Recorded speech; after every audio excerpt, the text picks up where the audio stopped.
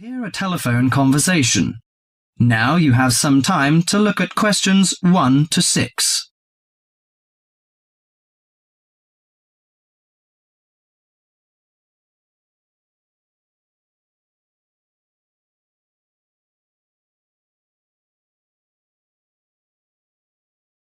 Listen to the conversation and answer questions 1 to 6. Good morning, Country Comfort Albury. Oh, hi. I'd like some information, please. I'd like to find a double room to stay for the weekend. What kind of rooms do you have? Well, we provide a variety range of accommodation depending upon your likes. The guest house room costs $45 per night. It provides air conditioning and shower, and a waterfront room costs $80 per night. It has got its own balcony overlooking the foreshore of the lake. We've got a kid. How do you charge for children? Extra bedding is available if you require that.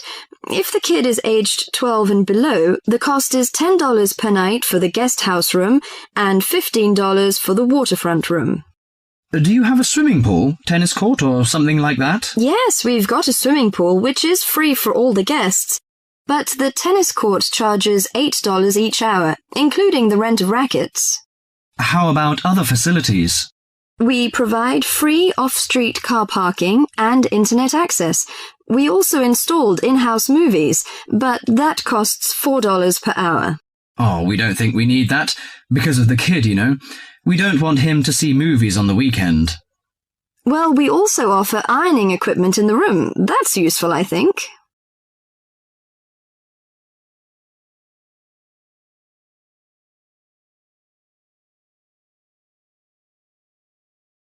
Before listening to the rest of the conversation, you have some time to go through the questions 7 to 10.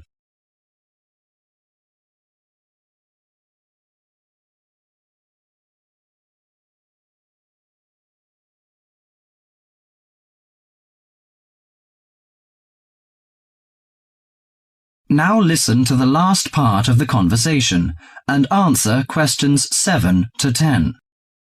Great! Could you tell me the address? How do we get there? Yes, it's Country Comfort Albury, Albury, at 648 Dean Street, New South Wales. 648 Dean Street, Dean, is that right? Yes. Well, I wonder what activities are available there in this season. You know, we want to have an indulgent weekend in the boring winter. Oh, you'll not get bored here. You know, Albury is the perfect base for alpine skiing. Besides that, winter's frosty alpine air encourages walks through mist-laden valleys. You can walk alongside rushing streams and waterfalls. After returning to the warm and comfortable lounge, you can sit by the open fire. I think this is the ideal time of year to nourish your body at the Salus Spa. The idea of skiing doesn't appeal to me very much, but it sounds good to have a relaxing walk through the valleys. Maybe after that, I'll have a massage and some soaking in the spa. And you know, this hotel is perfectly located in a quiet position off the main highway in central Albury. It's within walking distance of licensed clubs, restaurants, shops, and the central business district. It's known for its excellent cuisine and warm Australian hospitality. Good. It's a good idea to taste the tasty dishes in one of the restaurants. My wife may be interested in shopping. She's always keen on that. I think I'll contact you later. Thank you very much. That is the end of part 1. You now have half a minute to check your answers.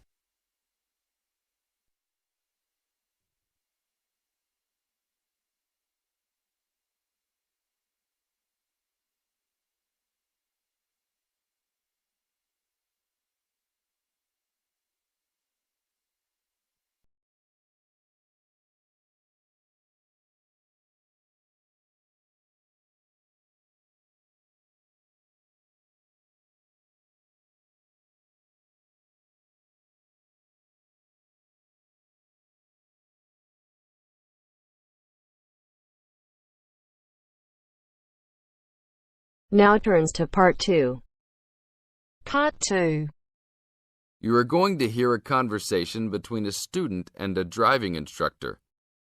First, look at questions 11 to 14.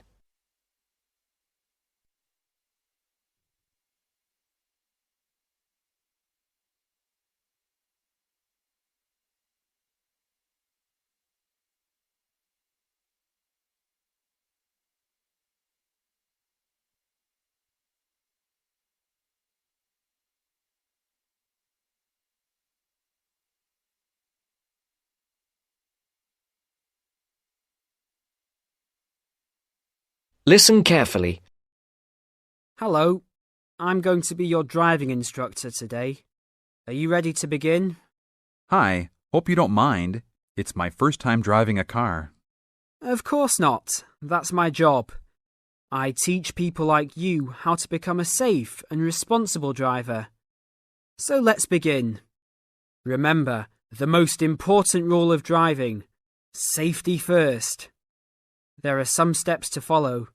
First, you should put on your seatbelt. You should always remember to do that. In case of an accident or emergency, having a seatbelt on is of utmost importance. Okay, I have my seatbelt on. Now what should I do? Start the car. Good. Now make sure that the steering wheel is in the proper position and that your seat is not too far or not too close to the pedals. I'm all ready to go. Should I shift into first gear? Don't forget to put the parking brake down. You don't want to drive with that up. Oh yeah, I almost forgot. If I have the parking brake on, I won't be able to accelerate. Yes, that's right. Now put the car in reverse and slowly back out of the parking space. Good. Put the car in first gear. When should I shift? Is it better to shift slowly or quickly? You can shift whenever you feel is appropriate. This means shifting should occur smoothly. Do not shift too slowly or you will stall. Shifting too fast will waste gas. Shifting is simple. Just remember to shift smoothly. To shift, you will have to push the clutch and then push the gas pedal. Before the broadcast continues, look at questions 15 to 20.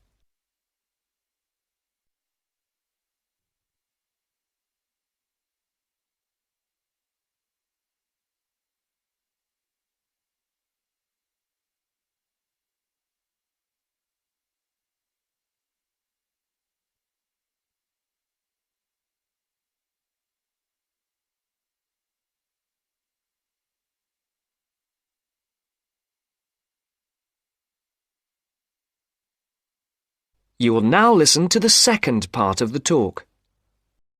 Remember, smoothly is the key to good shifting. Like this? Yes, that's good. Now keep it slow. Don't drive very fast just yet. Be sure to constantly check your mirrors for oncoming traffic. Always be aware of everything that is around you, including 3 important things. Remember these 3: people crossing the streets, other cars, and bicycles riding next to you. What should I do if I see a yellow light? Well, it's always better to brake instead of trying to run it. But if you're travelling at a speed where it's impossible to stop in time, then you should try to make it across the intersection. But remember, you should always try to stop. It's the safest way to avoid an accident. Even if I have to brake very suddenly? Yes, even if you have to brake suddenly. What about if a driver behind me is going a lot faster than I am? You should always be ready to move to a slower lane if a driver behind you is forcing you to go faster than you are comfortable with. Never try to speed up to accommodate a faster driver. You could risk an accident or a speeding ticket. It's better to let him go. That sounds like good advice. Be careful. There is a sharp turn up ahead. Remember to brake before turns. Otherwise, you might flip over if your speed is too high going into a turn. Got it. I know that I should always try to observe all traffic safety. That's right.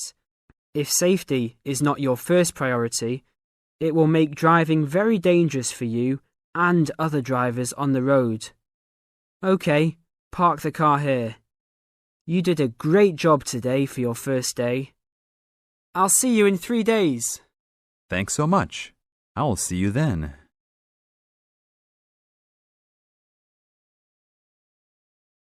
That is the end of part 2. You now have half a minute to check your answers.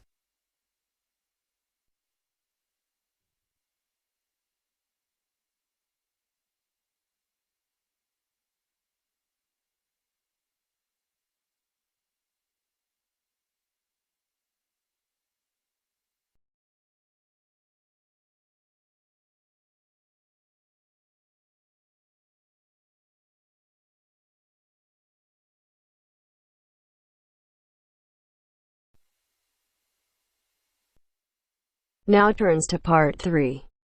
Part 3. You hear a club leader giving information to a group of young people who are planning to do a 2-week holiday course at the Tamerton Centre. First, you have some time to look at questions 21 to 25.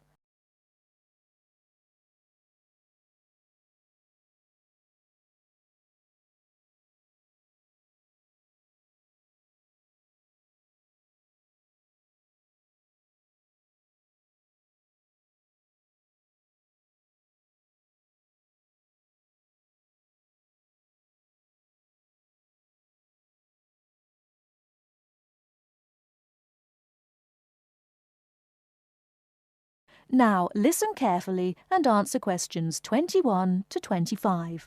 Hello, everyone. I've been asked to talk to you this afternoon about next month's trip to Tamerton Study Center for the 2-week course. Now, some of the things I'm going to say you may have already heard or read about, but I think it's important to emphasize a few key points. First of all, it's worth reminding you why Tamerton was set up in the first place, in the late 1960s. That was really before all the concern with preserving the environment, which everyone talks about these days. The idea was simply to get people out of the cities and into the country, and to find out that just being outdoors can be very rewarding. This is not going to be a holiday in the usual sense. It's called an adventure course because you'll really be stretched to your limits, but that in itself can be a positive thing. The group I took last year, for example, said that although they actually felt pretty weak and exhausted all the time, it really made them learn a lot about themselves and increased their confidence. And in the end, that's the most important thing.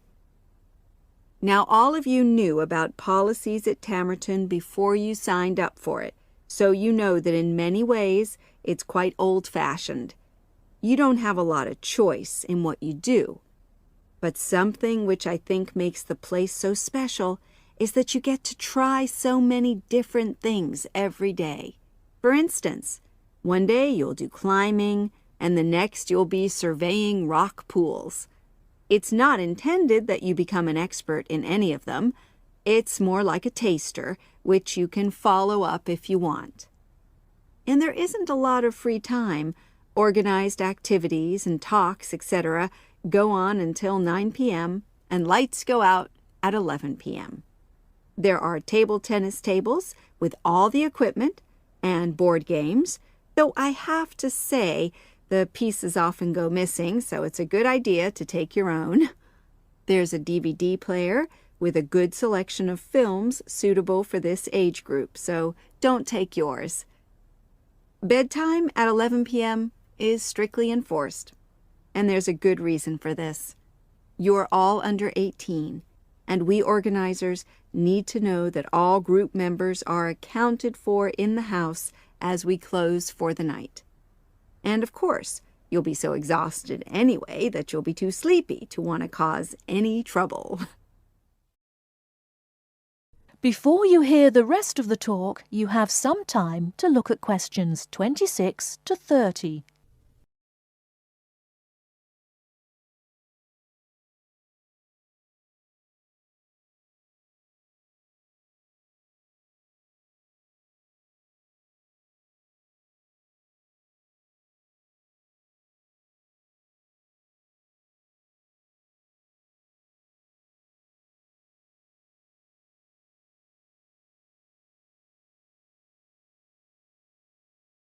Now listen and answer questions 26 to 30. Now, what should you pack? The information sheet tells you a lot about what clothing to bring. But what about other things? Well, Tamerton House has its own small shop, but anything there is several miles away, so you won't have many opportunities for buying supplies. So in this last part of my talk, I'm going to explain what objects you should take with you to the center, what you can take if you want, and also, very importantly, what you cannot take. Several of you came up to me before this talk and asked whether you can take things like kettles or hair dryers. The answer is there are plenty of these electrical appliances available in the center, and they are of the proper voltage and are checked regularly. Yours may not be, so the rules at Tamerton say you can't bring them into the center because it's considered a fire risk. Remember, it's a very old house. Now, another question was about cell phones. Although you definitely can't have them on during inside talks, you equally definitely need them when you're out on exercises. So they're a must, I'm afraid. Anybody who wishes to talk to me about borrowing a phone for the fortnight, please see me after this talk. Now, the weather's heating up at the moment, and you'll be outdoors a great deal. If you wear proper clothing, especially a hat, sun cream is optional. Also, they sell high-factor cream in the shop, so you don't have to take any of your own unless there's a special kind you use. Now, there's a special note about things like deodorants, which come in aerosol cans. I need to tell you that these are banned in the center because apparently they have the habit of setting off the fire alarms. If you want to take an aerosol can, you'll actually be at risk of being told to leave. And finally, people have been asking about whether they need to take towels. Well, the center does provide 1 towel per guest, which you're required to wash yourself. If you're happy with that, then don't bring another. If not, take one of your own. Just remember how much outdoor exercise you'll be doing and how dirty and wet you'll be getting. That is the end of part 3. You now have half a minute to check your answers.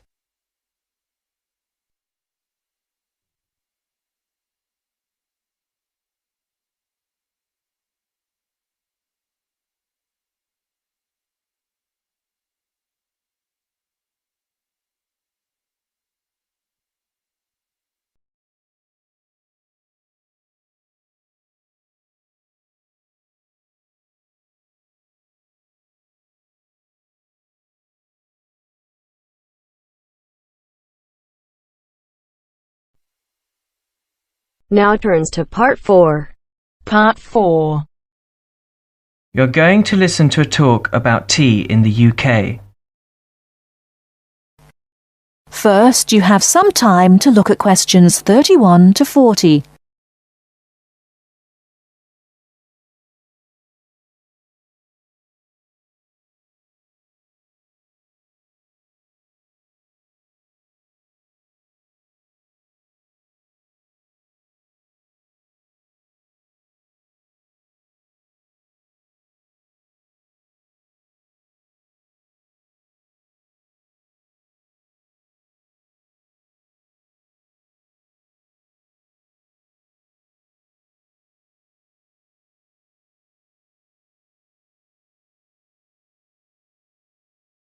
Now listen carefully and answer questions 31 to 40.